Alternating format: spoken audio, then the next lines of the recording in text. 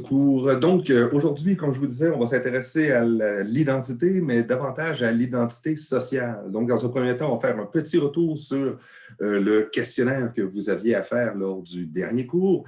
Vous avez constaté peut-être que je n'ai pas encore mis le corrigé, il va être déposé demain sur Léa sans faute. On va également faire un mini-retour sur ce qu'on a vu jusqu'à maintenant, depuis le début de la session. Très, très court, là, ne vous en faites pas trop. Ensuite, identité sociale, et je vais glisser un petit mot sur le travail de session qu'on va davantage aborder lors du prochain cours. Hein. Vous savez, la semaine prochaine, c'est la semaine de relâche. À la semaine, cours 6, hein, donc en revenant à la semaine de relâche, je vais vous expliquer un peu c'est quoi mes attentes pour le travail. Vous allez déjà pouvoir un petit peu commencer à faire du brainstorm en équipe pour trouver votre sujet. Hein, donc, on va déjà avoir une première période pour pouvoir travailler sur votre sujet. Et un peu plus tard dans la session, il y a une autre période prévue pour le tutorat, hein, c'est-à-dire une période où il n'y aura pas de cours, où je vous convie quand même là, à venir en classe. Je vais vous séparer en petites équipes sur Zoom. Vous allez pouvoir travailler sur vos trucs, mais je vais être là pour pouvoir répondre à vos questions, interrogations et autres questions. Hein, donc, ça va relativement bien aller à ce moment-là. Donc, on va faire ça à la fin du cours. Donc, petit retour sur excusez-moi, hein, sur le... ça, c'est toujours agaçant. Ça ne sera pas bien long. Oui, attends, non. OK, on va le baisser comme ça. Et voilà, le questionnaire en ligne du dernier cours. Nom de famille et prénom, évidemment, ça a toujours été particulièrement bien réussi par l'ensemble des membres de la classe. Question 3, la normalité est une question de, eh bien, c'était d'évolution, de contexte et de groupe d'appartenance. On a vu que la notion de normalité évolue avec le temps. Elle est située selon les contextes et varie également selon les différents groupes auxquels nous appartenons. Identifier les institutions de contrôle social, ce n'était pas très compliqué dans la mesure où c'est l'ensemble de ces réponses, hein, avec des degrés différents, d'être plutôt dans l'informel avec les amis, les médias, la médecine et la famille, mais peut être formel, surtout pour ce qui est de l'école et des entreprises. En gros, si vous vous conduisez de manière non conforme, mais à l'école, on peut être suspendu, on peut avoir des mauvais résultats scolaires, donc une sanction négative, hein, une mauvaise note. Et pour les entreprises, vous pouvez tout simplement perdre votre emploi. Hein. On est davantage ici dans l'ordre du formel. Hein. Jacques se fait insulter par un policier. Dans cette situation, le policier pratique un moyen de contrôle social formel ou informel. Là, il y avait une petite pogne. La plupart d'entre vous ne sont pas tombés dans le panneau, mais c'est l'idée que c'est quand même un agent de contrôle social, le policier, évidemment, qu'on pourrait associer davantage à la dimension formelle. Toutefois, la méthode qui est employée, on est dans l'ordre de l'informel. Hein, une insulte, on n'est pas dans l'ordre du formel. Jacqueline se fait dire par l'hygiéniste dentaire qu'elle doit utiliser plus souvent la soie dentaire. Dans cette situation, l'hygiéniste pratique un moyen de contrôle social, évidemment informel. Hein.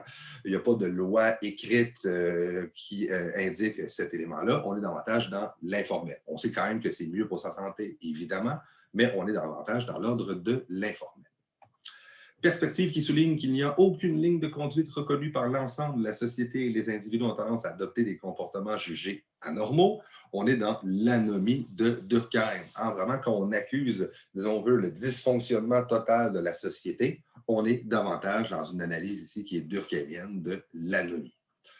Perspective pour laquelle la déviance n'est pas liée à l'acte commis, mais à la réaction du groupe face à cette enfreinte. On était dans l'étiquetage social de Baker. C'est là qu'on a vu un peu que ce n'est pas tant le fait d'avoir commis un acte non conforme, mais c'est la réaction du groupe par rapport à notre non-conformité qui va indiquer qu'il y a eu déviance ou non déviance. Donc, on est ici dans l'étiquetage social. Perspective intéressante dans la mesure où on dit qu'il n'y a pas de déviance en soi, mais qu'une déviance qui n'existe qu'en société. En gros, vous n'êtes pas un déviant si vous êtes tout seul sur une île déserte à ne pas manger avec des ustensiles, vous en conviendrez. Un stigmate est un attribut discriminant qui est considéré comme qui est contagieux également. Hein? On a la peur de la contagion par le stigmate et qui est également produit de l'interaction. Un stigmate n'existe pas en soi, c'est toujours évidemment associé au groupe. Il est légitime de souligner que la prison et les sanctions négatives sont essentiellement destinées aux individus conformes ou ordinaires de la population. L'écrasante majorité d'entre vous ont eu la bonne réponse, c'est vrai. C'est-à-dire qu'effectivement, si elle est destinée, hein, dans le fond, si elle est, excusez-moi, si ceux qui en paient le prix, c'est effectivement les non-conformes, c'est davantage un message qui est, assuré, qui est envoyé aux conformes de la population, aux ordinaires, pour leur réaffirmer l'idée que, voyez-vous, c'est une manière qui est inadéquate de se comporter et vous vous comportez d'une manière conforme lorsque vous n'adoptez pas ce type de comportement. Les Instagrammeurs et Instagrammeuses peuvent être considérés comme des entrepreneurs moraux, c'est tout à fait vrai. Hein? Il y a des individus dans les sociétés qui sont amenés à considérer, qui ont un certain statut social à l'intérieur de la société, qui leur donne un certain pouvoir de pouvoir indiquer des comportements comme étant jugés souhaitables ou inacceptables. Les Instagrammeurs en font partie de ces individus-là. C'est par exemple hein, leur manière qu'ils peuvent faire, sans même le vouloir. Hein, il n'y a pas de réunion autour d'une table là, avec des individus machiavéliques qui complotent contre la population, mais simplement l'idée que, comme groupe, ils peuvent, par exemple, propulser une mode, considérer un comportement qui considère comme étant inacceptable. Donc, ils ont ce pouvoir-là à l'intérieur de la société. Et enfin, un membre de gang de rue peut être considéré autant comme un déviant qu'un innovateur. C'est absolument vrai. C'est simplement que ce n'est pas la même théorie dans ces cas-là pour les deux individus. Hein. Il est effectivement déviant dans la mesure où il sait qu'il est énorme, mais en même temps, il est considéré comme étant un individu excusez-moi, innovateur, dans la mesure où il réussit par d'autres moyens hein, d'atteindre les buts qui sont fixés par la société. Donc, on a un peu cet élément-là, encore une fois, chez les membres de gangs de rue. Donc, pour ce qui est du petit retour sur le questionnaire, hein, inquiétez-vous pas, demain sans faute, je vous remets le corrigé en ligne. Hein, donc, vous n'avez pas besoin de noter les réponses. Mais est-ce qu'il y avait des questions, interrogations et compréhensions par rapport aux bonnes réponses qui étaient celles demandées par ce questionnaire?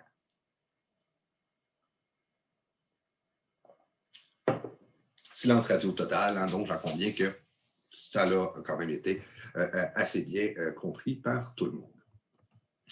Donc, eh bien, commençons hein, ce cours sur l'identité. Je vais vous mettre ça en plein écran. Et voilà, excusez-moi, ça ne sera pas bien là.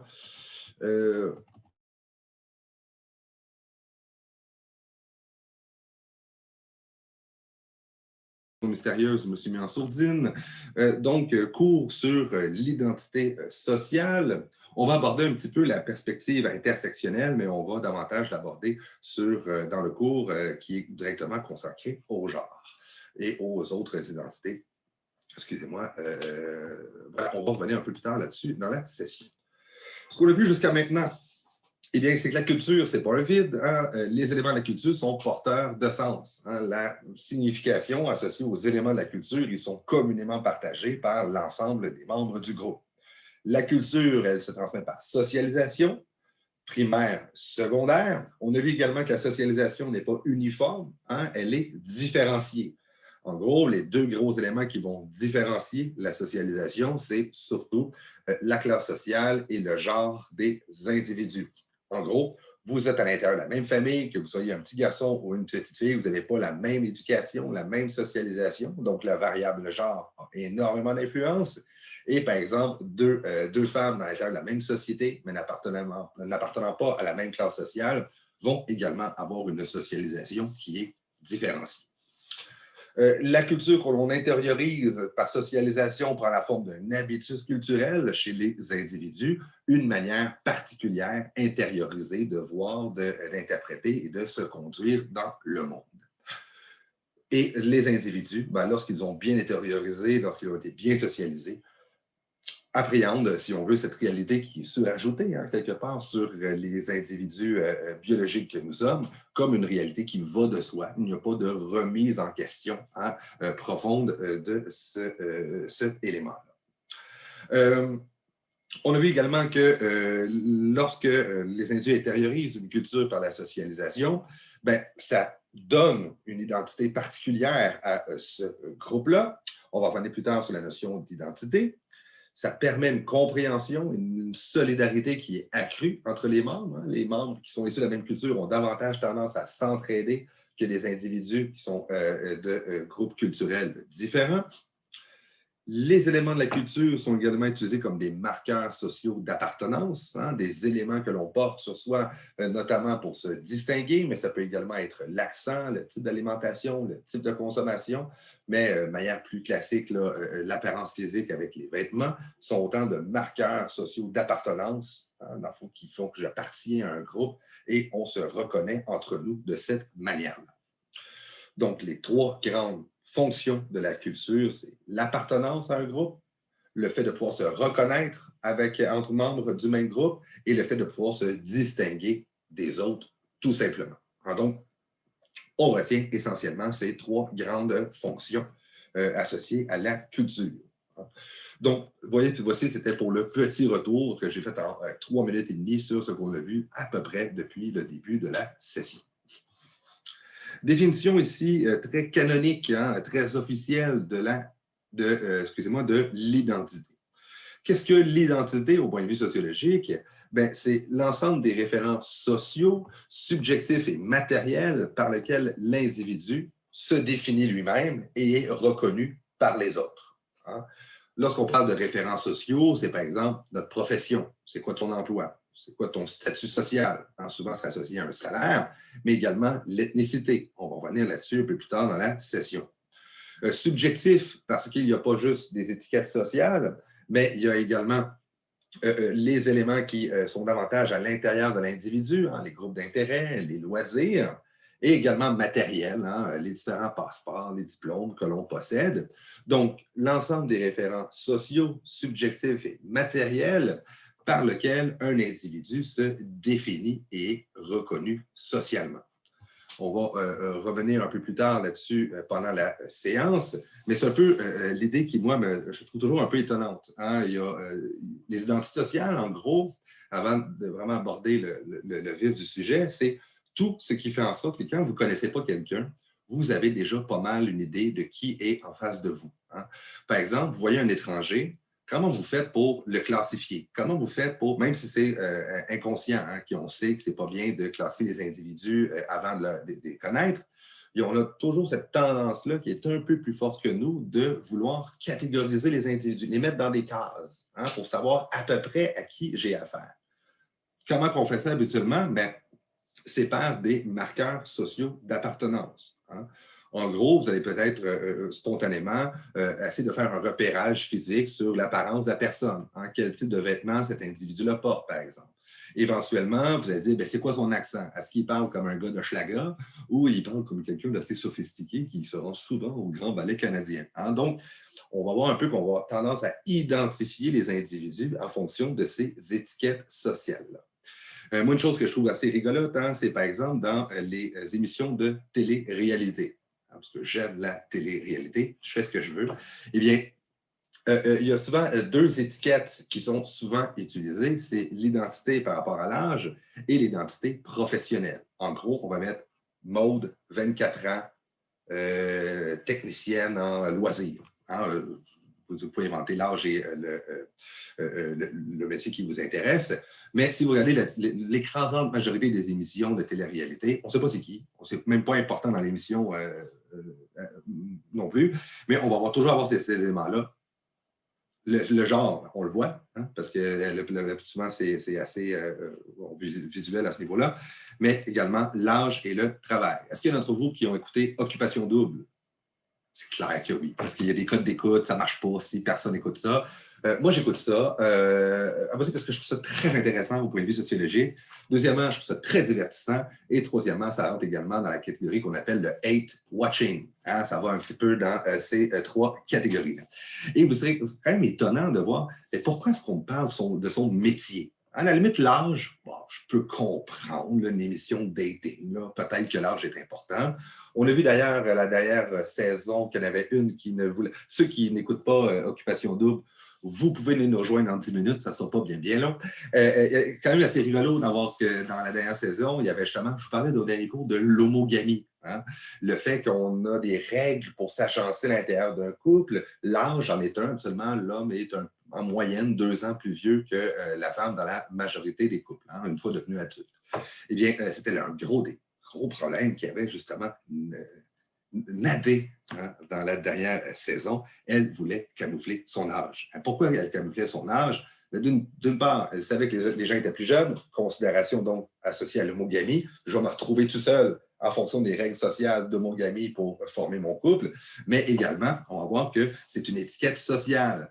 De quoi elle a été qualifiée par les autres membres de l'équipe, des autres concurrents, si elle avait divulgué son âge, c'est la vieille du groupe. Hein? Elle avait 33 ans, je pense. C'est pas si âgée que ça, mais c'est toujours relatif. Hein? Comparé aux autres, elle était quand même plus âgée. Donc, c'est une forme d'identité sociale, l'âge. Ça veut dire qu'on ne la connaît même pas. En sachant qu'elle a 33 ans, on se dit « Ah, elle doit être comme ci, elle doit être comme ça, elle doit avoir tel style de vie, peut-être qu'elle va moins dans les bars, peut-être qu'elle est rendue plus loin dans sa vie, peut-être qu'elle va avoir des enfants. » Donc, on se fait un ensemble, si on veut, d'hypothèses sur la personne en fonction de ses identités sociales. L'autre qui est assez rigolote, c'est celle associée au métier. Occupation double, que tu sois charpentier, menuisier, ça n'a absolument aucune influence dans le jeu. Là, vous en conviendrez, là, ça n'a pas d'influence. Mais pourquoi le métier est si important comme identité sociale? Bien, c'est toujours un élément de reconnaissance et d'appartenance. Je peux te classer selon une échelle de, si on veut, de valorisation des types d'emplois à l'intérieur de la société si j'ai ton métier, hein, une échelle de désirabilité sociale. Et en même temps, vous en conviendrez que ça permet à peu près de savoir quel est le salaire de l'individu. Hein. Donc, permet à peu près de savoir dans quelle classe sociale tu te situes. Je suis persuadé que celui qui était pilote d'avion a sûrement gagné des points grâce à son identité professionnelle au cours de cette saison. Hein.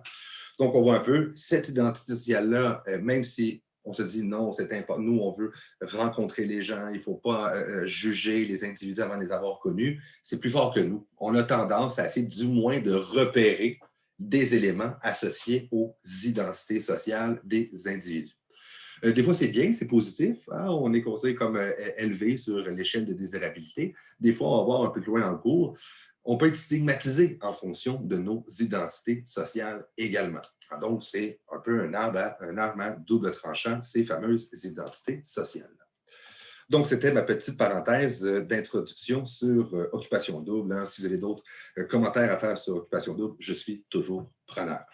Donc, c'est quoi l'identité hein, au sens large? Mais c'est un peu ce que je vous disais, hein, les références sociaux, ta profession, ton statut social, l'ethnicité également en fait partie. Subjectif, hein, ben moi je suis un amateur de hockey, par exemple. Ben, quand je croise quelqu'un qui est également amateur de hockey, ben, j'ai plus de sujets de discussion. Je me sens, si on veut, davantage plus proche de cette personne-là. Hein. C'est peut-être déjà arrivé, vous arrivez dans un party, puis vous ne connaissez personne, mais que vous croisez quelqu'un qui a un même champ d'intérêt que vous, tout d'un coup, étonnamment, on dirait que ça devient quelqu'un avec lequel vous allez davantage échanger. Hein. C'est arrivé, je suis arrivé dans une fête X, je ne connaissais personne, et je rencontre une des personnes qui dit « moi, je suis prof au cégep. Oh, mon Dieu, on a une bande date tout de suite, puis on est devenus les meilleurs amis pour la soirée. » Mais c'est un peu cette idée-là, hein, l'identité sociale, ça nous définit. Pourquoi? Parce qu'on a quand même des vies qui se rassemblent en fonction parfois de nos identités sociales, mais également, ça fait en sorte qu'on appartient au même groupe social et qu'on a davantage, si on veut, de solidarité à l'intérieur de ces groupes-là. Revenons un peu. Donc, références sociaux, subjectifs et matériels par lesquels on se définit comme individu hein, et qu'on est reconnu par les autres. On fait un exercice assez rigolo, assez sommaire.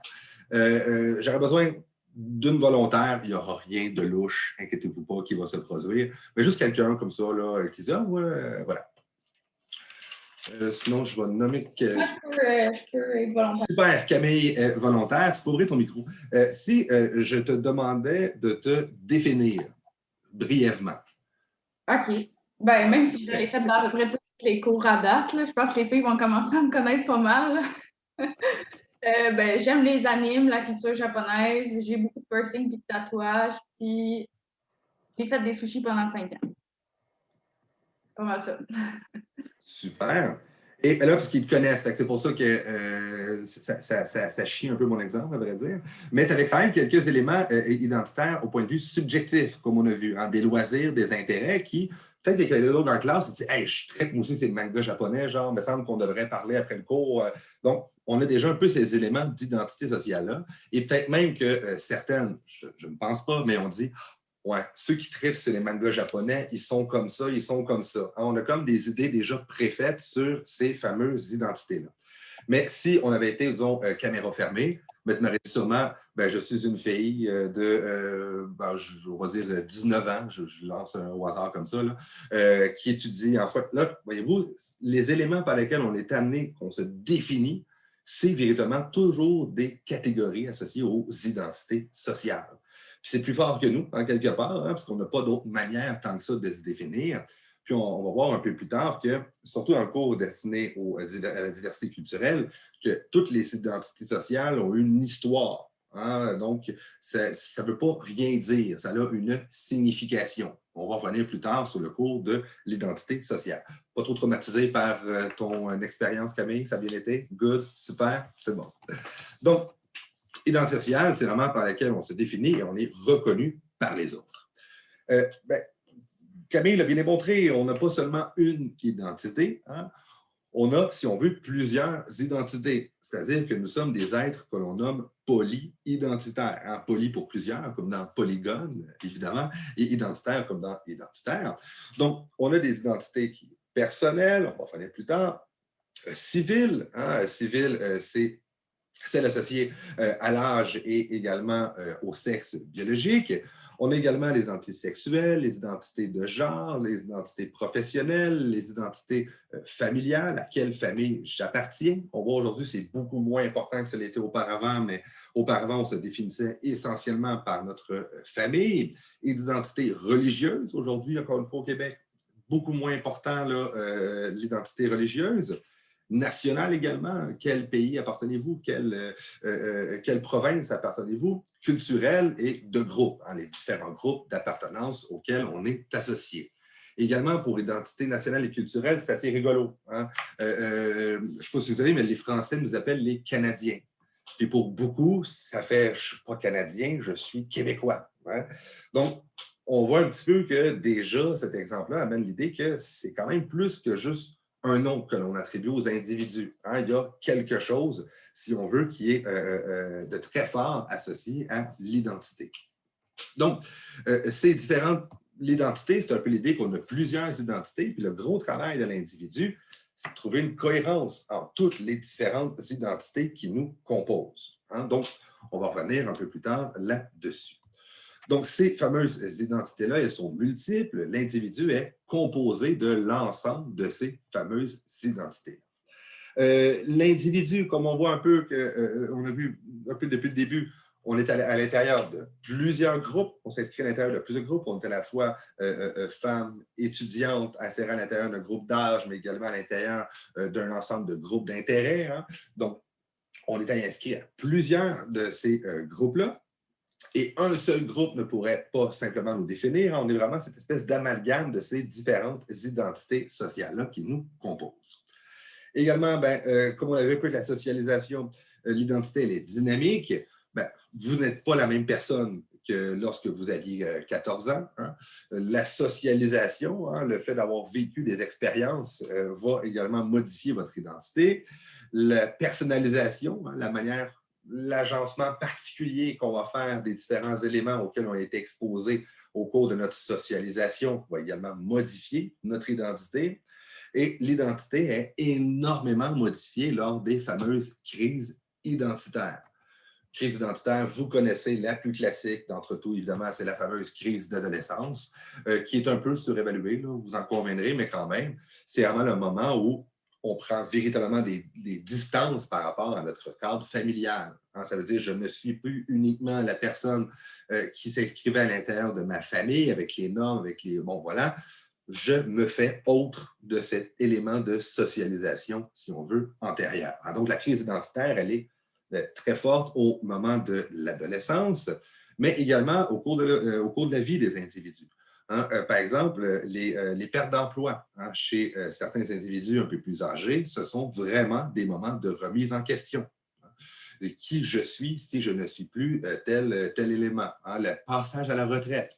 Est-ce que vous avez des parents qui sont allés à la retraite, peut-être un peu trop jeunes encore, hein, ne sont pas encore rendus là, mais plusieurs personnes, surtout les hommes d'ailleurs, parce qu'ils n'ont pas beaucoup investi d'autres choses que leur travail, du moins pour la génération celle qui nous intéresse là, à la retraite en ce moment,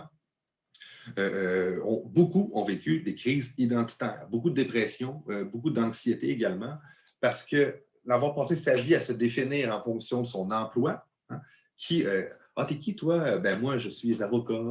Voyez-vous, on se définit beaucoup par notre métier.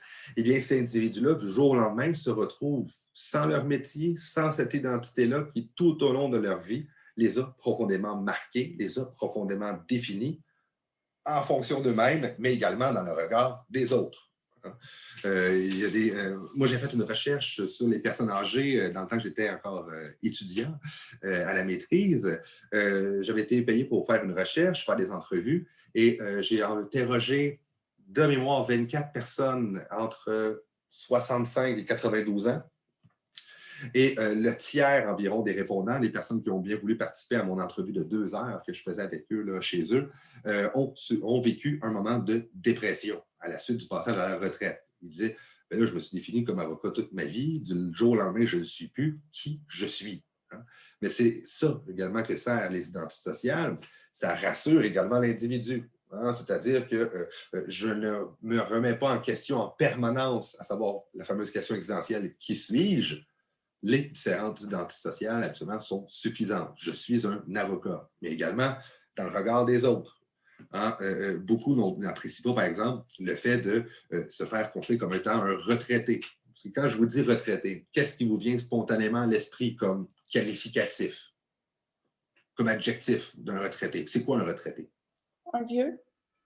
Exact. Quelqu'un d'autre? Allez-y, on y va. Hein? On a du fun, on est ensemble, on s'amuse, on fait des préjugés, on est là pour ça. Un boomer. Oui, tout à fait, tout à fait. Allez-y, hein, on jase. Profiter de la vie, moi, c'est plus ça. OK, ben ça, c'est quand même positif, c'est quand même bien, tout à fait. Quelqu'un d'autre, un petit mot ou... Parfois, ils sont quand même assez jeunes. Fait que moi, je vois qu'ils ont travaillé fort. Oui, tout à fait, tout à fait. Mais, Ben, souvent, ils peuvent être maganés physiquement aussi.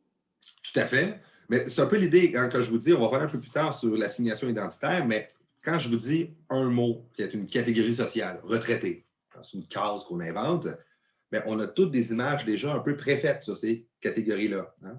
Eux, l'image qui aimait la moins, hein, vous avez donné des positifs, des négatifs, c'est très bien, c'est toujours un peu complexe, mais c'était l'image justement de l'inactif et de l'inutile pour la société. Hein. C'est une image qui avait beaucoup de difficultés avec laquelle ils devaient composer au quotidien. Et c'est justement qu'est-ce qui causait des dépressions pour ces individus-là et de l'autre côté, les motivait à retourner sur le marché de l'emploi. La plupart de ceux qui avaient des emplois valorisés, pensez à avocats, comptables, architectes, ces choses-là, avaient tendance à prendre une job à temps partiel, si on veut, pour les premières années de leur passage à la retraite. Déjà, on voit du monde, mais également, on a une identité qui est valorisée. Hein. Il n'y a personne, vraiment, vous ne serez pas super étonnant, qui aime se faire appeler, considéré comme étant un vieux. Hein. Également, on va voir, le regard de l'autre est particulièrement important dans la validation de notre identité. C'est-à-dire que moi-même, j'ai beau me considérer comme une femme âgée asiatique, il n'y a personne d'entre vous qui me considéré tel quel. Vous en conviendrez. Je ne pense pas, je ne peux pas être certain. Mais c'est un peu cette idée-là, c'est-à-dire que le regard de l'autre est très, très important. Et souvent, par exemple, dans les entrevues que je menais, ben, ils disent, c'est pas nous qui se sent vieux, on ne se sent pas vieux. Oui, on a des limitations physiques avec le temps, c'est absolument normal, mais c'est le regard des autres qui change sur nous, qui agissent d'une autre manière avec nous. Hein, nos enfants commencent à dire « Oh non, prends pas ça, papa, je vais t'aider à prendre la boîte, elle est sûrement lourde. » Ou, encore une fois, il y en a qui me disaient, tu sais, moi, quand j'entrais dans un bar puis j'étais jeune, puis les filles disaient, comme ils se disaient, ben, qu'est-ce qu'ils pensaient, dis-moi, là? Hey, regarde le beau gars qui vient d'entrer dans le bar. Aujourd'hui, ben, il se dit juste, check le vieux monsieur qui vient de rentrer dans le bar. Hein? Donc, cette idée-là, en gros, que c'est les autres qui nous renvoient une image de notre propre identité. On va voir un peu plus tard que c'est particulièrement important dans tout ce qui est lutte identitaire. Par exemple, tout le mouvement LGBT, tout le mouvement par rapport à lutte contre le racisme, la discrimination en général, c'est le regard de l'autre qui a énormément d'importance dans la validation quotidienne de notre identité. Hein? Donc, l'identité n'est pas en soi, s'inscrit à l'intérieur d'une histoire. Comme je vous disais, un vieux, tout de suite, vous avez déjà des images qui vous venaient spontanément à l'esprit et on voit que les autres ont énormément de poids quant à la manière qu'on a de se percevoir. Bon, ça, j'ai déjà évoqué ça ici, cette idée-là. Hein? Mais c'est un peu ça ici que je voulais mentionner. J'ai comme été un peu trop vite. Mais voilà, excusez-moi, je vais juste faire... OK. Eh bien, qu'est-ce qu'on voit un peu? Ben, c'est ça, c'est qu'on utilise des marqueurs sociaux d'appartenance pour se distinguer rapidement. Vous êtes en mesure. Ici, hein, là, on est dans le cliché en tabarouette. Mais vous êtes capable sûrement de reconnaître les différents métiers assez facilement parce qu'il y a des marqueurs sociaux d'appartenance. Par exemple, ici, j'ai l'identité ethnique. Hein, c'est-à-dire que rapidement, vous constatez des traits morphologiques qui nous permettent de mettre les individus dans certaines catégories. Après ça, vous n'êtes pas obligé de les discriminer, les individus. Hein, mais c'est quand même l'idée qu'on a spontanément si on veut, le réflexe de placer les individus dans les catégories. Et peut-être même, c'est ça qu'on va voir, vous ne serez pas étonné que le cours s'en va vers ça, hein, quand même, qu'on a tendance à, si on veut, à interagir avec les individus en fonction de leur appartenance aux différentes catégories sociales auxquelles ils sont insérés. Donc, en gros, on n'est plus considéré en tant que fille, en tant que vieux, en tant que travailleur qu'en tant que Jonathan Glendening. Hein, c'est un peu l'idée, on n'a pas accès à cette profondeur biographique. Donc, le concept d'identité est assez particulier dans la mesure où on change tout le temps. Hein. Dans le fond, on a vraiment le sentiment de continuité, même si on a l'impression d'être à peu près la même personne. Hein, par exemple, je vois ici Elsa. Excuse-moi, c'est juste que ça donne qui était dans mon écran. Eh bien, j'imagine que tu as l'impression d'être Elsa depuis que tu es né pas mal. Je ne pense pas que tu as l'impression de... Puis pourtant, tu as tout à fait l'impression que tu n'es pas le même individu. Hein? Donc, l'idée un peu, c'est que l'identité, on voit un peu qu'elle est changeante à travers le temps. Par exemple, si je prends Amy, hein, oui, salut. Si je prends Amy, j'imagine que, encore une fois, tu appartiens à plusieurs. Tu peux te décomposer dans ton identité dans plusieurs identités différentes. Hein? Tu as à la fois un âge, tu as à la fois un genre, tu as à la fois des intérêts, des hobbies, par exemple. Tu es peut-être amatrice de chevaux, hein? Pourquoi pas? Je lance ça comme ça. Là, hein? Eh bien, c'est un peu l'idée qu'on a, si on veut, un ensemble d'identités, des identités multiples. Puis tu n'as quand même pas l'impression d'être découpé dans toutes ces identités-là. Hein? Tu as un sentiment de cohérence. Je suis Amy qui est composé de l'ensemble de ces identités-là. Donc, c'est un peu ça qui est comme complexe. Si on veut qu'on a plusieurs identités, mais on n'a pas l'impression d'être éclaté à l'intérieur de différents groupes sociaux. Et même si l'ensemble de ces groupes sociaux-là vont nous définir comme individus. Mais là, le reste, j'ai un peu évoqué, hein, le regard de l'autre est particulièrement important dans la validation quotidienne de ses identités et de son existence sociale. Hein, c'est pour ça, justement, que dans par exemple, une société X, c'est ça qui est un peu embêtant des fois hein, pour les individus qui ont vécu un processus d'immigration dans leur pays d'origine, mais ils peuvent être considérés comme étant quelqu'un appartenant à une haute classe sociale. Hein, par exemple, prenons un exemple X de mon ami marocain. C'est pas grave, j'ai un ami marocain, je fais ce que je veux avec mes amis. Eh bien, celui-ci, arrivé là, quand il était dans son pays d'origine, son père était quelqu'un d'important à l'intérieur de son pays et avait quand même, il était haut sur l'échelle de désirabilité sociale. N'a jamais été discriminé, n'a jamais vécu, si on veut, d'obstacles nécessairement. Et une fois arrivé au Québec, on s'entend que cet individu n'a pas changé. Il est exactement la même personne. Pensez-vous que le Québécois moyen ordinaire voit cet individu-là de la même manière que ses compatriotes au Maroc à l'époque?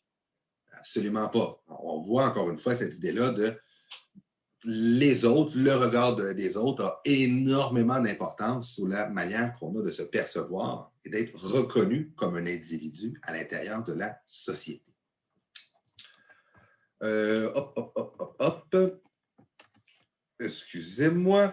Donc, on va regarder maintenant les deux pôles de l'identité. Le pôle individuel, hein, qui est davantage celui qu'on associe à la psychologie, par exemple, et le pôle social qu'on associe davantage à la sociologie. Hein, je résume bêtement, mais on peut voir un peu ces deux grands pôles-là. L'idée du pôle individuel, c'est un peu l'idée que vous avez vécu comme individu un ensemble d'interactions, des événements, des expériences qui font la personne que vous êtes aujourd'hui. Hein, c'est ce qu'on appelle, dans un beau, joli jargon, votre profondeur biographique. Hein, chaque individu, si on veut, a traversé des expériences, a vécu des événements, si on veut, ces identités-là. Ils sont, encore une fois, multiples, mais elles constituent notre personne telle qu'on est, même sur une île déserte. Hein, on a ce fameux pôle individuel. Le pôle social, c'est celui dont on a davantage évoqué depuis le début du cours. C'est l'idée, justement, de le résultat de l'appartenance aux différents groupes sociaux et notre reconnaissance par les autres de ce groupe-là. On va voir un peu qu'on ne choisit pas nos identités sociales. Hein. Elles sont héritées, notamment par rapport à l'identité culturelle et ethnique. Hein. Vous n'avez pas choisi de naître québécois et d'avoir une langue la langue française. Vous êtes né comme ça, vous n'avez pas eu le choix. Mais également, on va voir que c'est le produit d'une assignation identitaire. En gros, les gens vous mettent dans des cases. Hein. On va revenir dans quelques instants là-dessus. On peut aller un peu rapidement avec le pôle individuel. C'est ce qui est assez particulier avec le pôle individuel, c'est que c'est quelque chose de particulièrement récent à travers l'histoire des sociétés. Hein. En gros, on peut dire que jusqu'à la fin du Moyen Âge, les individus n'existent pas en dehors du groupe. Hein, ils sont reconnus comme appartenant à leur famille et éventuellement appartenant au village ou à la petite ville auquel ils appartiennent. Hein. Ça veut dire qu'on n'a pas, si on veut, d'espace dans la société pour exister en dehors du groupe. Donc, ceux qui veulent retourner des fois au Moyen-Âge, puis là, ça doit l'air sympathique dans les films, c'est pas mal moins rigolo là, pour votre liberté, si on veut, individuelle, le fait d'avoir une identité qui est propre à vous-même. Par exemple, assez classique, eh bien, le fait même d'avoir une chambre à soi tout seul, c'est assez récent. L'idée des cultures, on va revenir un peu plus tard dans la session, hein, mais des cultures qui sont plus collectives, c'est un peu l'idée que le poids de l'individu n'est pas si important, c'est celui du groupe qui importe. En gros, le groupe peut sacrifier un individu au nom de la survie du groupe. Dans nos sociétés, on ne fait plus ça. Hein, ce n'est pas quelque chose qui existe nécessairement. Certains vont accuser ça d'égoïsme, hein, de déclin de la collectivité, mais au-delà de l'idée de qualifier cette société-là, on voit simplement qu'aujourd'hui, on existe en dehors du groupe, on n'existe pas uniquement à l'intérieur du groupe. Et c'est pour ça que vous avez peut-être vu des films et des téléséries qui se passent un peu dans le Moyen-Âge. Le plus grand drame pour les individus, c'est d'être exclu du groupe et justement d'être, j'ai oublié complètement le terme, si quelqu'un peut m'aider, hein, quand on chassait quelqu'un du groupe, voilà. L'exil. Pardon? L'exil. Exactement, merci beaucoup. L'exil est la pire situation possible pour un individu. Pourquoi? Parce qu'il n'existe que dans le groupe et qu'il ne peut avoir, par exemple, que des services à l'intérieur du groupe. Et si vous n'êtes pas à l'intérieur d'un groupe, vous n'existez pas. Et à la limite, vous devenez suspect tout à fait pour les autres, hein, comme le bel Alexis dans Le Survenant de mémoire, si je ne me trompe pas, de télésérie, là, celui qui se prenait de village en village pour offrir ses services, il est le suspect. Hein, puis habituellement, quand il y a des choses louches qui arrivent dans une communauté, c'est également lui qu'on va accuser là, comme étant le responsable. Donc, l'identité du « je », hein, même l'idée que j'ai un « je », ça existe depuis très récemment à l'intérieur de l'histoire. C'est sûr que vous dites, ça fait quand même 350 ans, 400 ans, c'est pas si récent que ça. Je rappelle quand même que l'hominidé, hein, tel qu'on le connaît, là, les humains modernes, existent depuis environ 200 000 ans. Hein, donc, c'est quelque chose de vraiment récent. L'idée même, dans certaines cultures, on n'a même pas de prénom. Hein, ça veut dire qu'on est fils de ou fille de, tout simplement, et on est uniquement défini par notre famille, notre appartenance à l'intérieur d'une famille. Donc, dans ce type de société-là, le je n'existe pas vraiment. Il n'y a pas l'idée qu'on va avoir une petite chambre à soi pour chacun des individus ou même avoir un plat qui est individuel. Hein? On avait vraiment l'idée des plats collectifs, puis tout le monde mange à l'intérieur du même plat. Donc, c'est quelque chose d'assez récent, si on veut, le fameux « je » étudié tant par la psychologie. Donc, c'était pour l'identité personnelle qu'on va moins aborder dans la mesure où davantage associé, si on veut, à votre intériorité comme individu. Hein? Et donc, voilà, hein, on voit dehors depuis la Renaissance, on s'individualise hein, comme individu et on se singularise par rapport à nos groupes d'appartenance. Je ne suis pas que fille d'eux, je suis aussi ceci, cela. Donc, hein, on a quelque chose d'assez différent. Pour le pôle social, eh bien, c'est un peu tout ce qu'on voit depuis le début du cours. L'âge, le sexe, le genre, l'ethnicité, hein, sont un ensemble de catégories, hein, si on veut, dans lesquelles on va caser les individus, mais également tous les statuts sociaux. Hein, le fait d'être un père, une mère, un artiste, un étudiant, c'est un ensemble d'éléments qui vont se référer à des catégories sociales. Quand je dis catégorie sociale, pourquoi c'est important? Bien, c'est un peu l'idée qu'on joue un peu plus tôt. Hein? Comme je vous dis, un artiste. À quoi vous pensez quand vous avez l'idée d'artiste? Ben, vous dites peut-être, c'est quelqu'un de créatif et tout ça. Ben, peut-être qu'il y en a qui vont dire, c'est du monde qui joue au crochet de la société. Hein? On peut avoir des images positives ou négatives.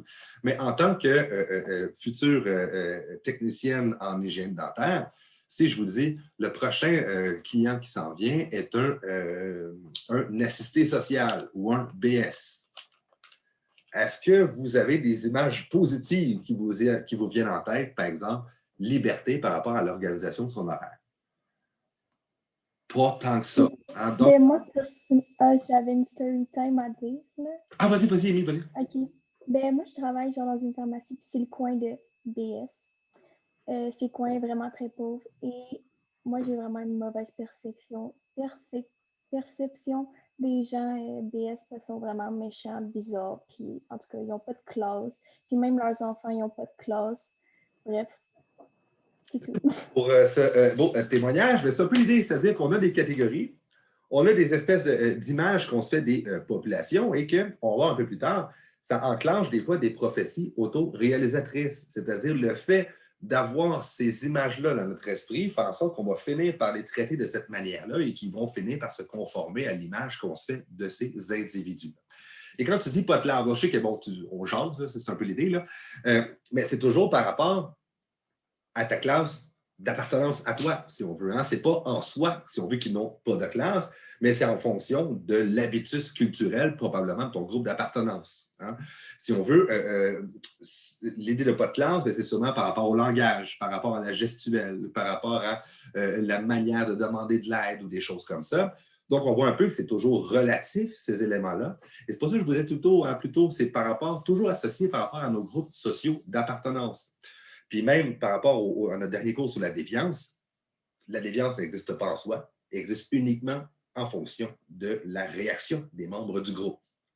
Je pense que Patricia avait levé la main, mais elle aura baissé. Peut-être qu'elle avait une petite bouchée à manger avant de reprendre la parole. Vas-y, Patricia. Oui. Moi, dans le fond, c'est plus l'inverse, mettons.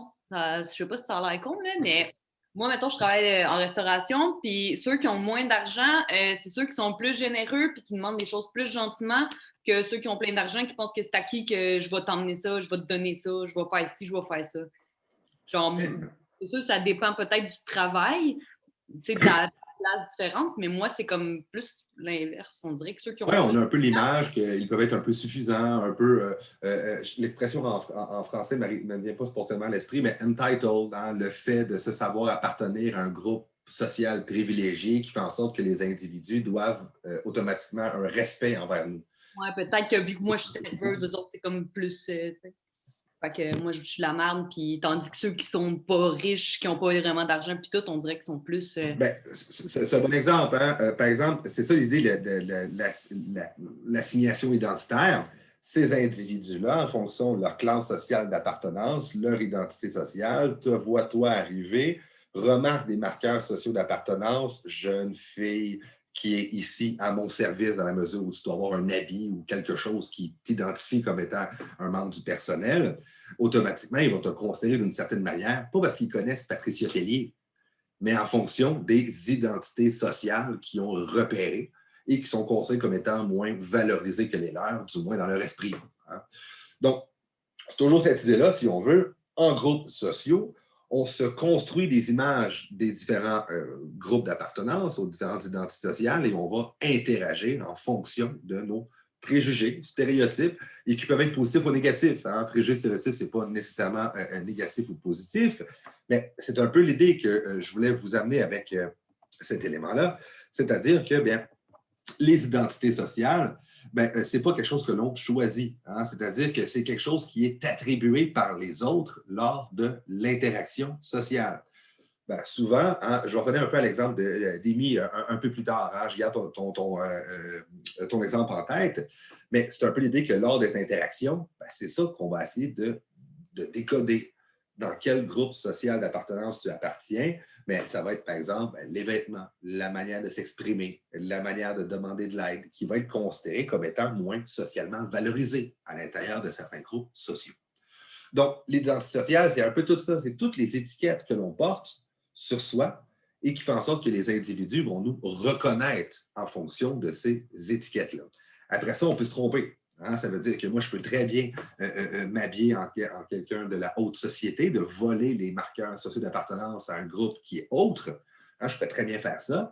Mais dans les faits, on a tendance à considérer les individus en fonction de nos différentes catégories sociales, dans quelle case on est situé. Donc, ça permet l'identification au groupe. Hein, je me sais appartenir à tel groupe parce que j'ai tel marqueur social et que voilà, hein, j'ai les attributs associés à ce groupe-là, par exemple, une question d'âge, par exemple. Et également, permet la reconnaissance par le groupe et également par les autres groupes. On ne choisit pas les caractéristiques associées aux classes sociales. Elles nous préexistent, un peu comme avec la culture et la socialisation. On ne choisit pas les codes de la langue française. Hein? Ce n'est pas nous qui choisissons ça. Elles nous préexistent, ces éléments-là. Et le plus souvent, le contenu associé à chacune des cases, c'est assez stéréotypé. Hein? Ça veut dire que dans telle ou telle situation, si je vous dis que vous rentrez dans un garage, je vais vous faire rigoler parce que vous allez voir un peu le côté absurde de la chose, et que c'est une jeune mécanicienne qui vient vous servir. Vous allez tout dire, il n'y a pas de problème parce que vous êtes justement des femmes. J'espère que vous ne partagez pas trop le stéréotype de la mécanicienne pas bonne. Mais c'est un peu l'idée que pour les garçons, ils vont dire « Ah ben, tabarouette, ça va aller mal en maudit, elle ne pourra pas réparer mon char. » Hein?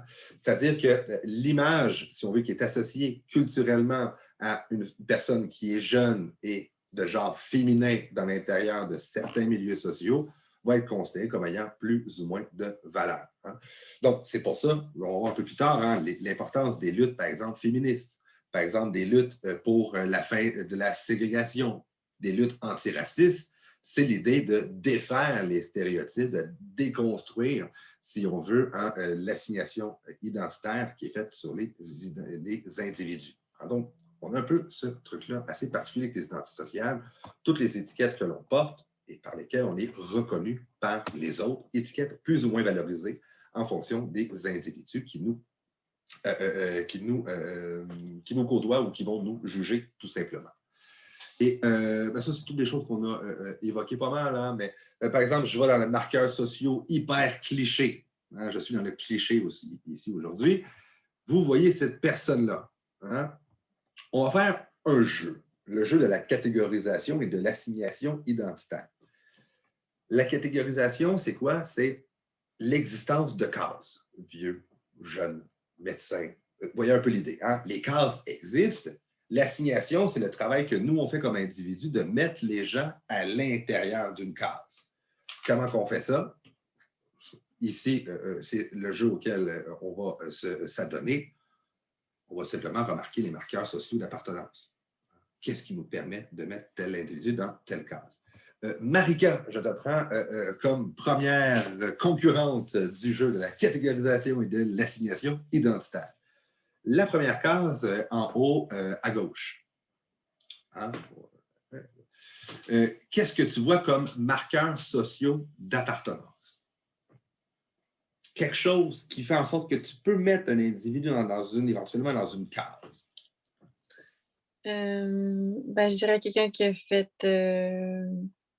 beaucoup d'études ou quelqu'un qui aime les gens. On va revenir un peu plus tard. Tu es une petite shot en avance. Par exemple, je te donne un exemple. Cheveux gris. C'est un marqueur social d'appartenance. Donc, tu as l'élément marqueur social d'appartenance cheveux gris. La case, ça va être personne âgée.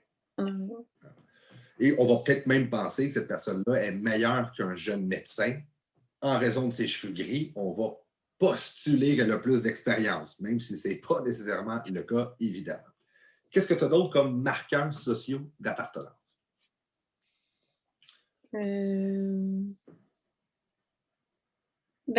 C'est une personne qui est quand même assez âgée, donc j'imagine que c'est une personne qui va bientôt être à la retraite. Ça, encore une fois, tu as encore une petite shot en avant.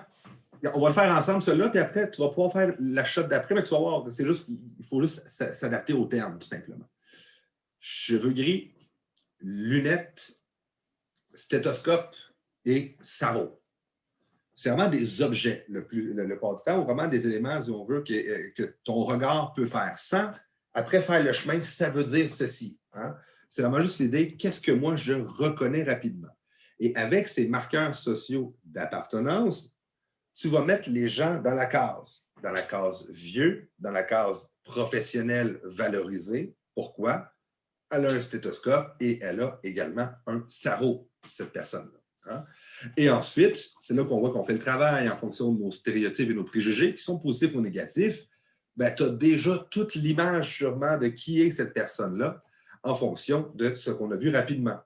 Puis c'est là que tu disais, c'est une personne qui est éduquée, qui aime peut-être même lire parce qu'elle a des lunettes, ce qui sont un peu rigolo. Les gens qui ont des lunettes n'aiment pas particulièrement lire, ils ont juste des problèmes avec les yeux. Hein? C'est toujours ça qui est rigolo. Tu dis souvent, c'est une personne âgée, elle doit avoir de l'expérience, elle était sur le bord de la retraite. Voyez-vous toutes les projections que l'on fait avec uniquement une photo? On ne la connaît pas, on n'a absolument aucune idée c'est qui. Et parce que, justement, on est dans une société blanche, on n'a même pas eu l'idée de dire c'est un blanc. T'sais.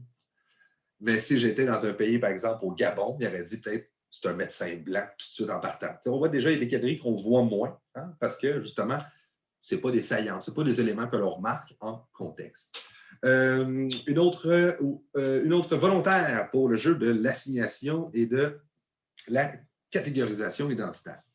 On joue, hein, on apprend en même temps là, pendant qu'on fait ce truc-là. Moi, je peux y aller. Oui, mais vas-y. Tu choisis la case que tu veux, il reste 3 cases. On voit une femme voilée, fait qu'elle est comme associée à une religion. Donc, qu'est-ce que tu as vu? En gros, marqueur social d'appartenance, tu as vu un voile? Oui, fait qu'il y a une religion. Tout à fait. Qu'est-ce qu'il y a d'autre que tu vois sur cette photo qui dit je pourrais la mettre dans une catégorie quelconque?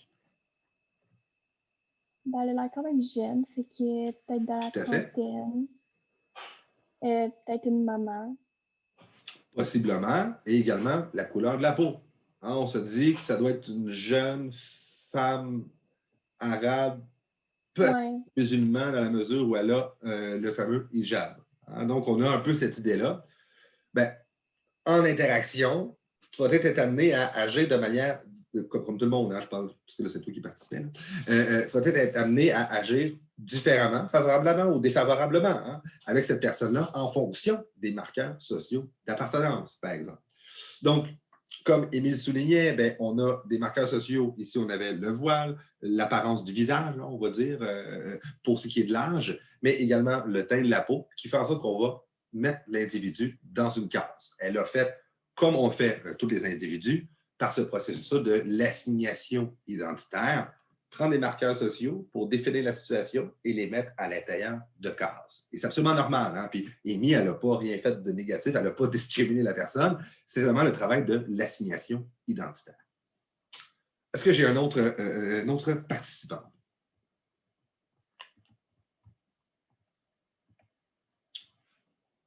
Caroline, qui regardait ailleurs, dont je vous dis, ça doit sûrement te tenter énormément. Il te reste 2 cases. Moi, ça, Caroline Baudry? Oui, tout à fait, excuse-moi. Ben, peu importe. Là. Dans le fond, dans l'image de gauche, je vois un homme qui est un homme itinérant. Tout à fait. Par ses vêtements, on peut le remarquer rapidement. Là. Donc, à ce moment-là, tu as le marqueur social d'appartenance. On va y aller vraiment avec les mots, si on veut. Le marqueur social d'appartenance, ici, c'est les vêtements qui te font associer cet individu-là à l'itinérance. Je mets que la position aussi, là, par terre, avec le gobelet, ça doit un petit ça aide. Puis aussi voir les saletés de ses mains. Là, les Tout à fait. Tout à fait. Sa barbe, ses cheveux, tout. L'autre, dans le fond, je remarque un juif assidique. Le petit jeune, voilà. Le petit jeune.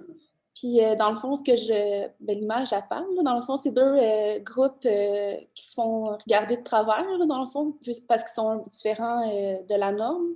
Tout à fait. C'est ça.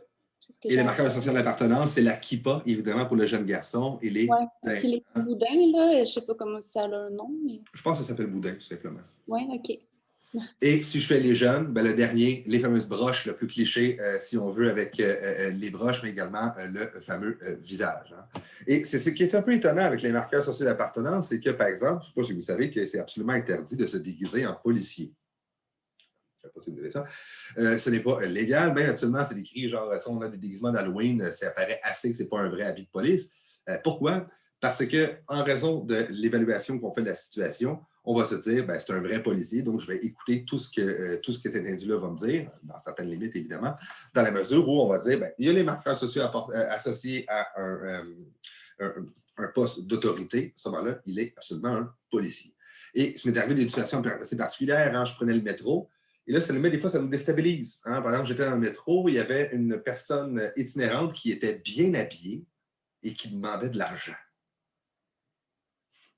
Mon cerveau a gelé, évidemment, parce que je me suis dit, cet individu-là n'a pas les vêtements stéréotypés comme marqueurs sociaux d'appartenance associés à la fameuse catégorie personne itinérante. Je n'ai donc évidemment pas donné d'argent, craignant ici la fraude. Hein. Donc, en gros, ben, si tu veux gagner de l'argent comme itinérant, il faut que tu sois suffisamment mal habillé pour qu'on t'associe comme tel lors des interactions sociales. Puis évidemment, le grand travail de la catégorisation et de l'assignation identitaire, ben, c'est plus fort que nous. Puis c'est là que justement va se situer la plupart de nos préjugés, nos stéréotypes envers les individus. Parce que le nombre de catégories est assez limité.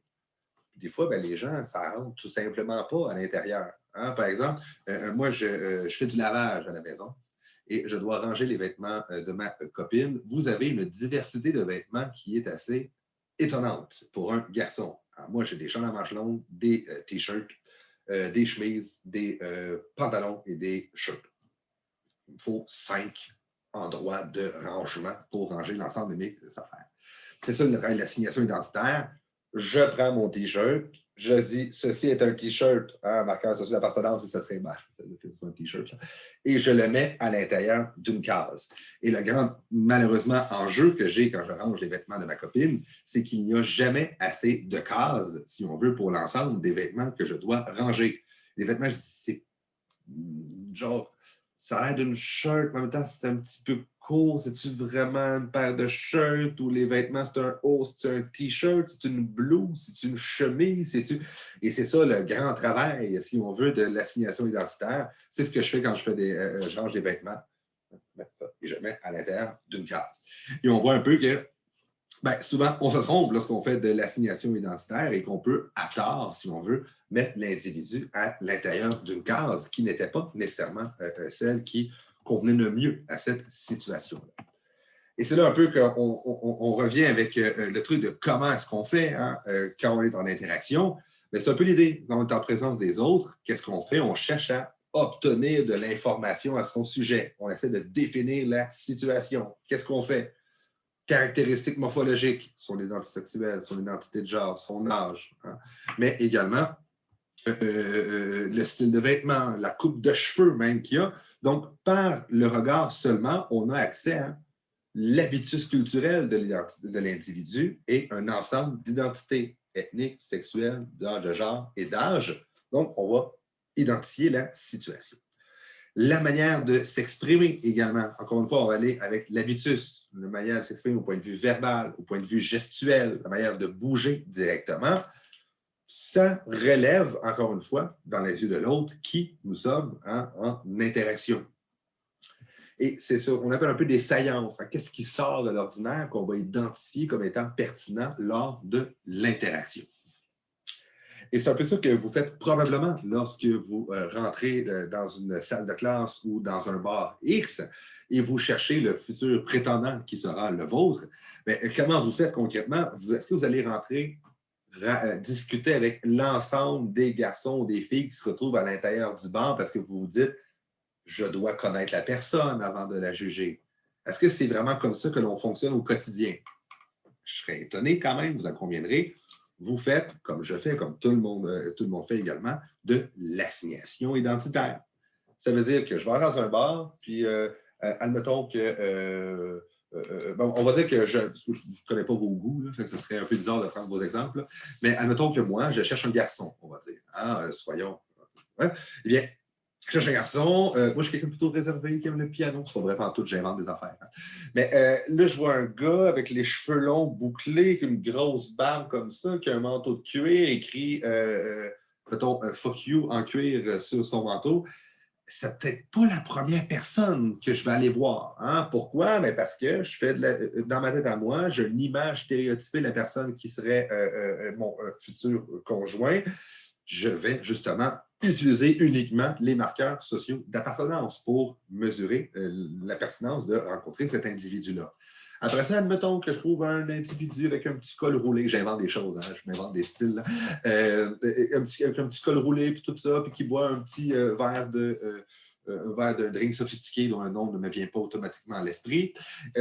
Je vais là-bas, puis il me parle tout cloche. Ben là, peut-être, encore une fois, je sais que je ne suis pas intéressé. Qu'est-ce que je fais? Ben, je fais justement, encore une fois, la recherche de marqueurs sociaux. Je l'associe avec un habitus culturel moins considéré. Hein? Donc, c'est un peu l'idée qu'en permanence, lorsqu'on est dans les interactions, on essaie avec notre regard de chercher des saillances, des éléments qui définissent l'individu.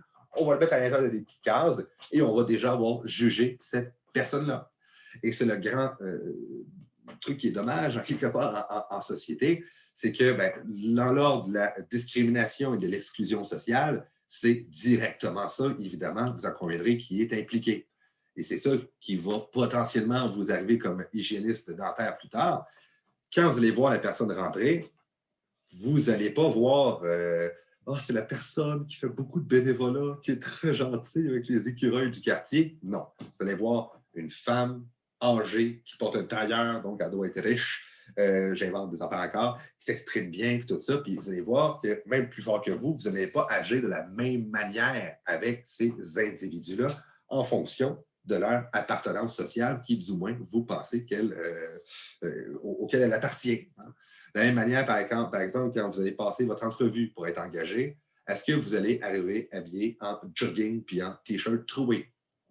Bien non. Hein? Vous allez jouer le jeu à quelque part, d'arriver avec des vêtements qui sont socialement valorisés dans la situation en particulier. On joue toujours le jeu lors des interactions de soit cacher ses identités négatives ou de, justement, essayer de jouer en mettant de l'avant des identités qui sont socialement valorisées. Hein? C'est le grand travail, si on veut, qui est associé aux différentes identités sociales. Donc, c'est un peu l'idée, hein? Le grand travail qu'on a comme individu dans nos interactions, c'est le contrôle de l'information. C'est par exemple, moi, quand je suis dans une classe, j'essaie de bien m'exprimer pour que vous ayez l'impression que j'appartiens à une classe sociale valorisée en mettant en scène ici ma bibliothèque, hein, en faisant croire que j'ai lu tous ces livres-là et que, voilà, hein, donc, vous n'agissez sûrement pas de la même manière que moi, vous n'avez peut-être pas la même impression que moi que si j'étais dans mon sous-sol, un petit peu louche, là, mon sous-sol est un peu démoli, là, habillé, avec des chars avec des trous, tout ça, avec une grosse expression en parlant gros québécois, vous avez peut-être dit, cette personne-là est peut-être même moins intelligente, il est peut-être un moins bon prof, uniquement en raison de l'assignation identitaire, hein, qui est le grand élément absolument normal que l'on vit, si on veut, au quotidien. Et si on fait un petit lien, hein, et on se laisse bientôt, hein, mais si je fais un petit lien avec ce qu'on a vu avec la notion de stigmate, hein, qu'on a vu au dernier cours, l'idée qu'il y a un élément qui finit par nous définir entièrement, hein, comme individu, et qu'on voit un peu que cet élément-là du stigmate fait en sorte que ça peut nous discréditer totalement lors de nos interactions en fonction de nos identités sociales. On a vu également que l'identité déviante ou l'identité sociale moins valorisée, hein, dans le cadre de ce cours-ci a tendance à surdéterminer notre personne. Hein. L'exemple que donnait, j'ai oublié, c'était qui tantôt, c'était, je crois que c'était Amy, hein, par rapport à les clients qui viennent des fois. Ben, je ne pense pas que, tu sais, disais l'exemple tantôt, les assistés sociaux. Hein, mais c'est un peu l'idée que on les considère comme étant que des assistés sociaux. On a même oublié leur genre, on a même oublié leur âge. Donc, c'est un peu l'idée, et c'est normal. Hein? C'est la manière par laquelle, malheureusement, on agit comme individu. C'est un peu l'idée qu'il y a souvent dans nos relations qu'une seule identité sociale qu'on va voir qui peut être valorisée ou pas valorisée. Hein? Donc, c'est un peu l'idée, comme moi, quand je vous vois, je vois des jeunes étudiantes. Je ne vois pas Camille qui tripe sur les mangas. Je n'ai absolument pas cette idée-là en tête. Mais peut-être quand je vais entrer en interaction avec Camille, je vais dire « Ah, c'est la fille qui tripe ses mangas. Hein? » Fait que ça va rester quelque chose qui va finir par te définir au complet. Puis tu dis « Là, je ne suis pas juste celle qui tripe ses mangas. J'aime aussi les sushis. Hein? » Je le dis tantôt. Mais c'est un peu l'idée que lors de nos interactions, on va voir, c'est quand même important avec la diversité culturelle, l'identité de genre et les orientations sexuelles également qui vont nous suivre plus tard dans le cours. Mais c'est un peu l'idée qu'on a tendance à qu'une identité a tendance à surdéterminer les autres lors de nos interactions avec les individus. Puis j'en ai quelques exemples, hein, un peu rapidement à vous présenter. Eh bien, c'est par exemple le cas des... je ne présente absolument plus l'écran. C'est par exemple le cas des, excusez-moi, hein, des Japonais pendant la Deuxième Guerre mondiale au Canada. Ils n'étaient pas considérés comme c'est des travailleurs, par exemple, acharnés, qui aident leur famille. J'invente des choses. Là. Ils avaient uniquement leur identité de Japonais, ce qui a fait en sorte qu'au Canada, vous ne le savez peut-être pas, mais il y a eu des camps d'internement des Japonais où est-ce qu'ils étaient littéralement rassemblés. Ils n'étaient pas exterminés, hein, comme avec les Juifs, par exemple, mais ils étaient rassemblés dans de petits endroits et barricadés. Ils n'avaient pas le droit de sortir. Le fait uniquement d'avoir l'identité sociale de Japonais faisait en sorte qu'on était suspect et menaçant pour la sûreté nationale. Vous connaissez votre histoire du dernier siècle, mais en Allemagne, le seul fait d'être juif faisait en sorte que vous pouvez tout simplement passer à la chambre à gaz. On voit que l'identité sociale des individus, celle d'être juif, surdéterminait les autres identités. Et le fait d'être un homme, d'être un avocat, je n'ai absolument aucune idée, hein, les différentes identités sociales n'avaient plus d'importance. Uniquement une importait, celle associée au fait d'être juif. On a eu le cas, par exemple, avec les Japonais, où le seul fait d'être japonais faisait en sorte que vous étiez considéré comme étant une menace.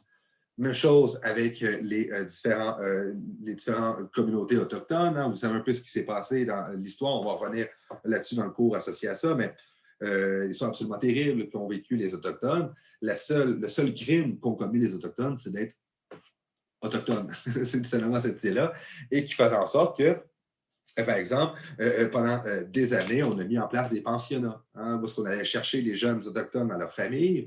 On les a mis pendant 10 mois sur 12 environ dans les pensionnats. On leur interdisait de parler leur langue, de partager leur culture entre eux.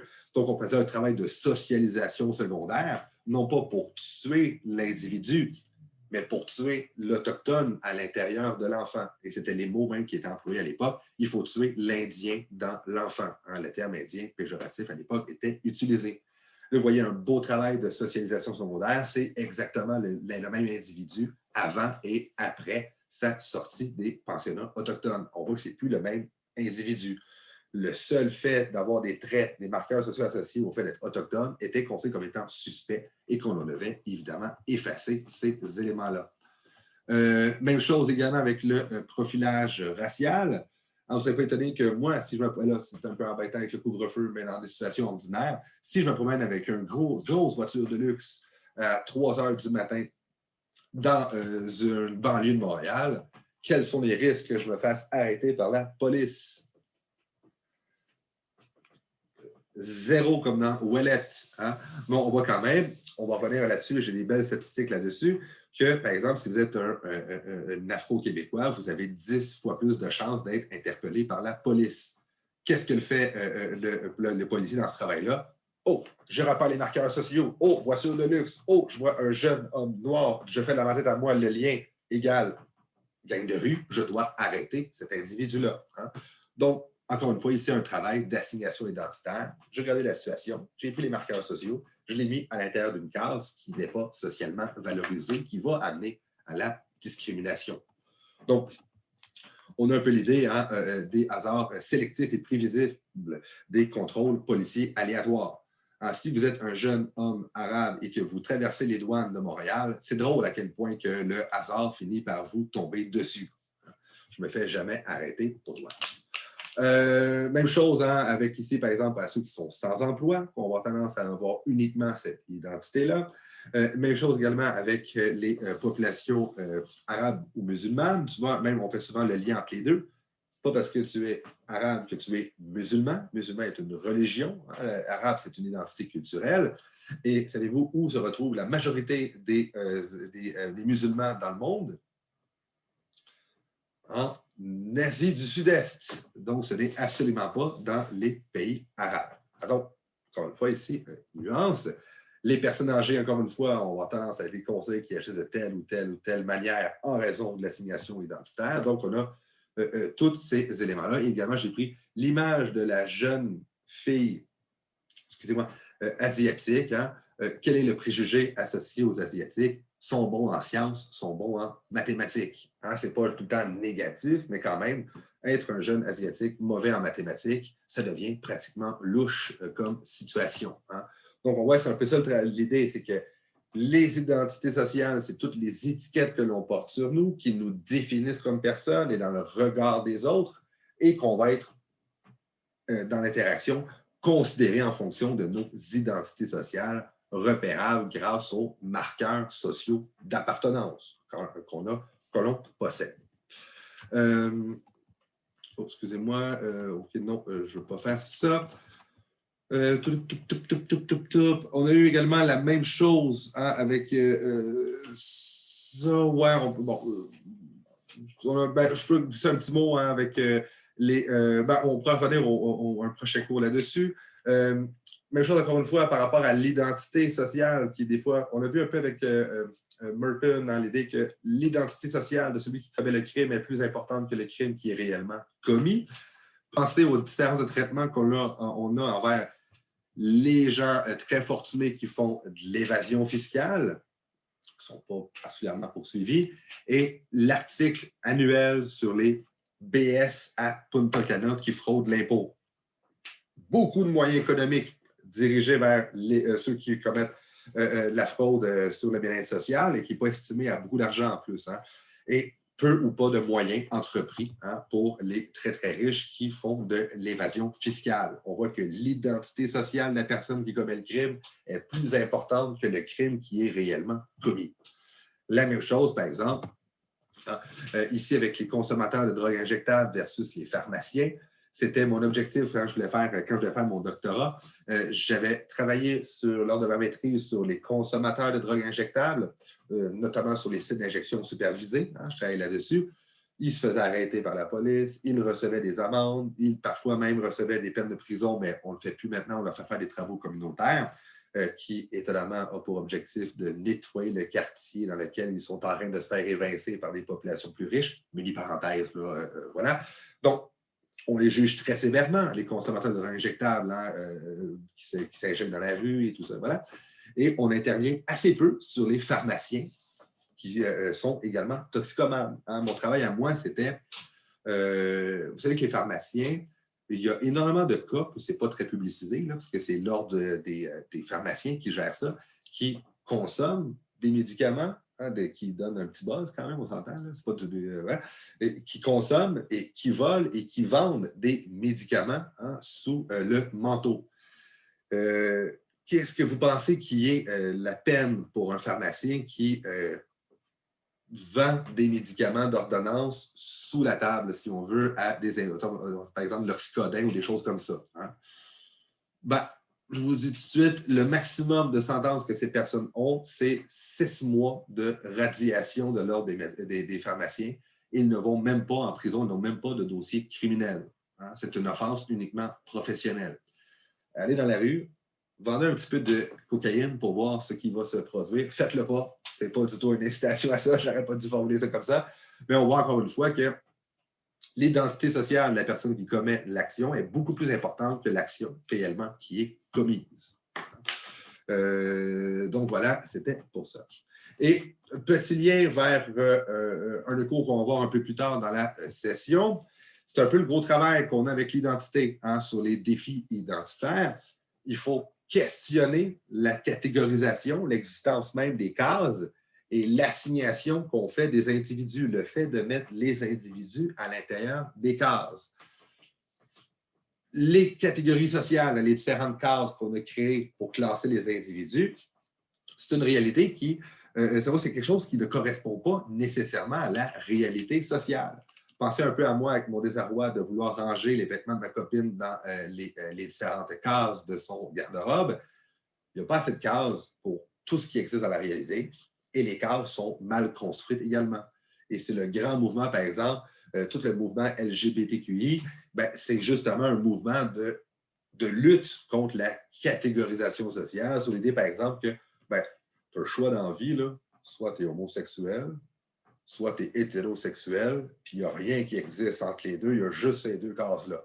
On voit un peu que ce mouvement-là a fait exploser les différentes cases qui existaient auparavant.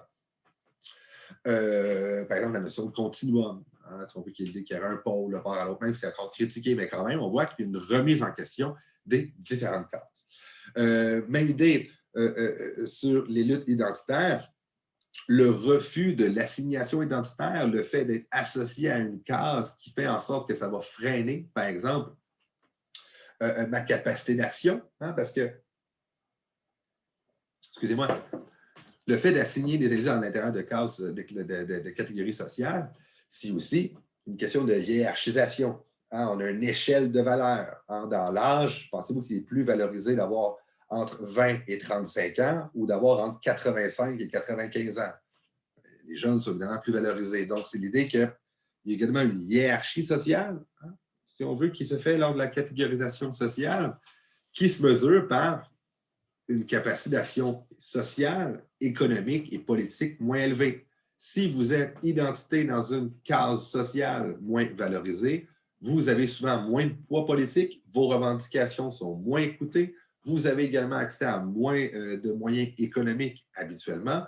Donc, l'ensemble de vos capacités d'action, elle est également minorée. Hein, elle est considérée comme ayant moins de valeur.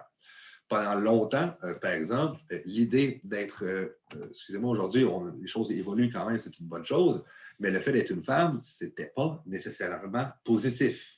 Hein, je pense que vous connaissez assez votre histoire quand même pour voir que ce n'était pas toujours rigolo d'être une femme au Québec dans le passé. C'est un peu l'idée que, ben, écoutez, ce n'est pas parce que je suis une femme que je ne peux pas faire ceci, que je ne peux pas faire cela, que je ne peux pas gagner tant d'argent. On va en parler, on a un cours qui est consacré là-dessus. Mais par exemple, la notion de plafond de verre. Hein, le fait que, on est supposé être tout égaux par rapport à l'emploi, mais dans les PDG, puis ceux qui prennent les décisions, c'est juste des messieurs. Hein, c'est assez spécial. Mais on voit un peu que selon nos identités sociales, on a soit plus ou moins de pouvoir, on est plus ou moins considéré hein, comme ayant de la certaine valeur dans telle ou telle situation. On va avoir un cours directement destiné là, à la question du genre, mais par exemple, ce ne serait pas étonnant, vous savez déjà sûrement hein, que le droit de vote au Québec pour les femmes, c'est 1945, pas super longtemps. Avant, vous n'avez juste même pas le droit de voter. C'est assez moyen. Jusqu'à même assez récemment quand même, 1960, je crois, les femmes, le fait d'être identifié comme étant une femme faisait en sorte que vous n'aviez pas le droit d'avoir un compte bancaire à vous. Hein, c'est tout. Les femmes ne pouvaient pas non plus se louer un appartement par elle-même, pour elle-même. Et là, attachez-vous bien, vous deviez avoir l'autorisation soit de votre père ou de votre mari. Sympathique. Imaginez que ça posait comme problème en cas de violence conjugale. Hein? Tu vas où? Tu ne peux pas ouvrir de compte de banque, tu n'as pas le droit d'avoir un appartement. Donc, le fait d'être associé à des identités sociales, des fois, c'est positif, mais des fois, c'est particulièrement négatif. Hein, essentiellement, l'identité de genre, on va revenir, hein, il y a quand même, encore une fois, je ne vous serais pas super étonné qu'il y ait quand même, encore une fois, beaucoup de discrimination en fonction du genre au Québec. Hein, je ne vous apprends pas vraiment de choses là-dessus. Je serais étonné. Mais pourquoi est-ce que les femmes vivent ces discriminations-là? Uniquement en raison de leur identité de genre. Ce n'est uniquement une question d'une identité sociale. Également, beaucoup de discrimination par rapport à l'identité ethnique. Également, hein, on va voir plus tard dans la session que le fait d'être une personne immigrante fait en sorte que vous avez beaucoup moins de chances d'être sélectionné pour une entrevue. Hein, plusieurs doivent même changer le nom sur leur CV pour être pris et considérés comme étant ayant une ayant une valeur pour passer en entrevue éventuellement. Le taux de chômage chez les immigrants est beaucoup plus élevé, même si statistiquement, ils sont plus diplômés que la population générale au Québec. Donc, le fait d'être identifiés par des identités sociales a énormément de poids dans notre vie, en termes d'obstacles auxquels on va être confrontés, mais également par nous-mêmes, hein, la manière par laquelle on va traiter les autres individus. En tant qu'hygiéniste dentaire, le crayon va exploser, en tant qu'hygiéniste dentaire, vous n'allez pas agir de la même manière avec les individus en fonction des différentes catégories sociales auxquelles ils vont être assignés, ces individus-là. C'est un processus qui est relativement naturel. Il faut simplement en avoir conscience pour du moins essayer de limiter au maximum, hein, les effets négatifs associés à cette assignation identitaire.